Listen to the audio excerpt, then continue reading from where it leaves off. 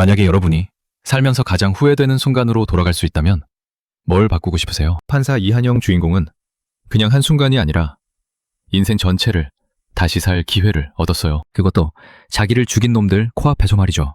이전 35년 이한영은 대한민국 최고의 법무법인 해날 로펌의 사위이며 판사였어요. 겉으로 보면 완전 성공한 판사예요. 근데 진짜 속을 들여다보면 처갓집의 머슴과 마찬가지죠. 장인의 시키는 대로 판결 내려주는 머슴 판사거든요. 빼겁고 가난한 한영은 판사가 되고 나서 선택한 길이 이거였어요. 정의? 그런 거 없어요. 돈 주면 판결을 바꿔주는 거래가 일상이었죠. 한영은 청탁이 들어온 재판 의뢰인한테 직접 뒷돈을 받고 금고에 쌓아놨어요. 왜 이렇게 살았냐고요? 장인의 로펌 지시대로 판결 내려주면 고물상 하던 어머니 고생 안 시킬 수 있고 치매 걸린 아버지를 비싼 요양병원에 모실 수 있었거든요.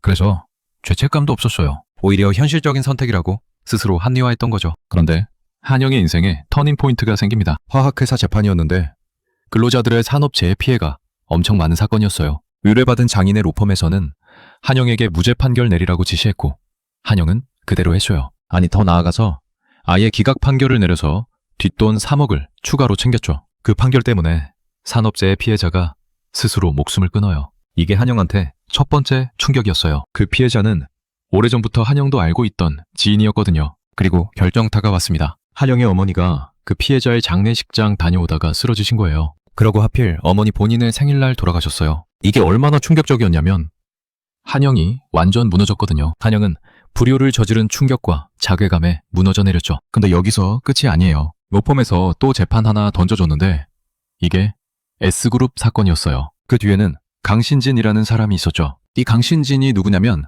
사법부 전체를 쥐락펴락하는 진짜 흑막이에요. 모든 재판을 자기 마음대로 조종하는 법정 위의 권력자죠. 한편 김진아라는 검사가 있어요. 이 사람 아버지가 S그룹 장태식 때문에 사지마비가 됐거든요. 그래서 검사로서 모든 걸 걸고 장태식 잡으려고 미친 듯이 수사하는 거예요. 각성한 한영은 결심해요. 이제 그만 이렇게 살고 싶다고요. 판사 그만두고 변호사로 독립도 하고 로펌의 딸이랑 이혼도 하고 새로 살아보려고 했어요. 근데 그게 쉽게 되겠어요? 로펌이 그냥 놔두겠어요? 드디어 S그룹 재판날이 왔습니다. 김진아 검사가 징역 6년, 벌금 120억을 구형했어요. 여기서 한영이 미친 짓을 해요.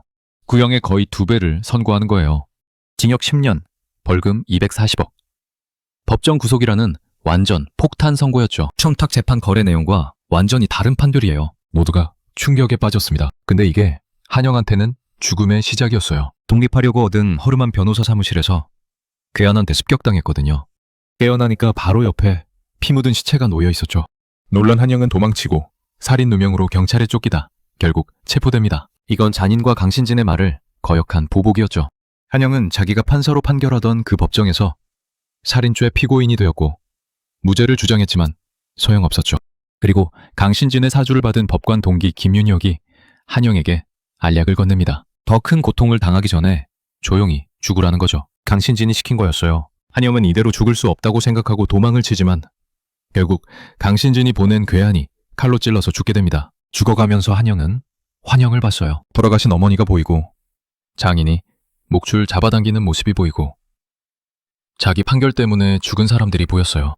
그러다가 법복 입은 자기 자신과 마주하면서 자신의 유죄를 인정했죠. 그런데 순간 정신 차려보니까 10년 전 첫 단독 재판하던 법정이에요. 저 순간은 줄 알았는데 회귀한 거예요. 정확하게 10년 전 2025년으로 돌아간 거예요. 돌아가셨던 어머니랑 통화하고 멀어졌던 친구 석정호랑 통화하면서 실감해요. 진짜 10년 전이구나. 한영은 이 삶을 집행유예 기간이라고 생각했어요. 잘못된 선택을 되돌릴 기회라고 본 거죠. 그리고 결심했어요. 이번엔 다르게 산다. 특히 자기를 죽음으로 몰아넣은 강신진이랑 김윤혁 그리고 아버지를 치매 걸리게 만든 장태식을 반드시 응징한다고요. 한영은 미래를 알잖아요. 그래서 과거 재판 기록을 다 기억해요. 첫 번째로 연쇄살인범 김상진 사건이 있었어요. 전생에서 한영은 이 사람을 단순 절도범으로 보고 집행유예 줬거든요. 근데 알고 보니 연쇄살인범이었던 거죠. 이번엔 달라요. 한영이 직접 김상진 집 가서 증거 찾고 충남지검 박철호 검사랑 같이 수사해서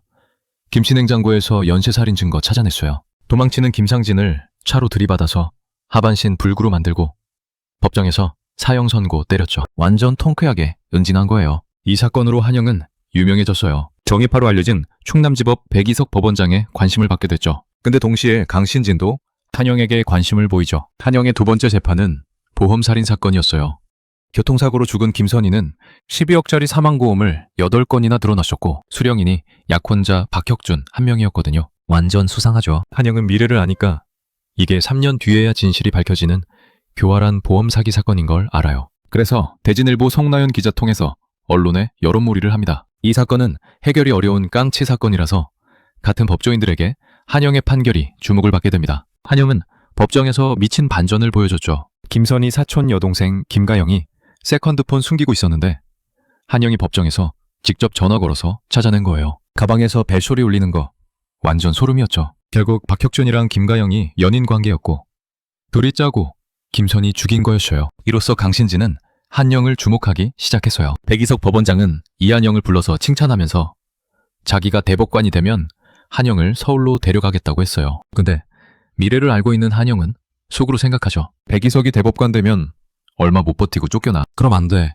강신진이랑 장태식 잡으려면 백이석이 필요해. 백이석 대법관 되는 거 막아야 해. 그때 송나연 기자한테 연락 왔어요. 나연의 아버지가 경비원으로 일하는 고급 빌라에서 도둑 누명 썼다는 거예요. 한영은 그 집이 한국병원 병원장 집이라는 거 듣고 번쩍 떠올렸어요. 거기 도난물품 중에 병역비리 장부가 있을 거라고요. 이거 이용하면 백이석 대법관 임명 막을 수 있겠다 싶은 거죠. 한편 한영은 김진아 검사가 장태식을 긴급 체포하는 장면을 목격합니다. 전생에서 둘은 적이었지만 이번엔 다르죠. 한영은 생각했어요. 김진아랑 한 팀이 되면 할 수 있는 게 많겠다고. 두 사람 다 S그룹과 악연이 있다는 공통점이 있죠. 한영은 친구 석정우의 도움을 받아서 도둑도 찾고 폐지 줍는 노인들한테까지 수소문해서 결국은 장부를 찾았어요. 웃긴 게 그게 한영의 어머니 고물상에 있었다는 거예요. 이건 드라마의 편의선이죠. 한영은 충남지법 앞에서 기자회견 열어서 병역비리 장부를 공개했어요. 법원은 지위 높낮이 상관없이 다 처벌하겠다. 은폐한 놈들까지 전부 단죄하겠다. 이렇게 선언하면서 명단을 다 발표해버렸죠. 그 명단에는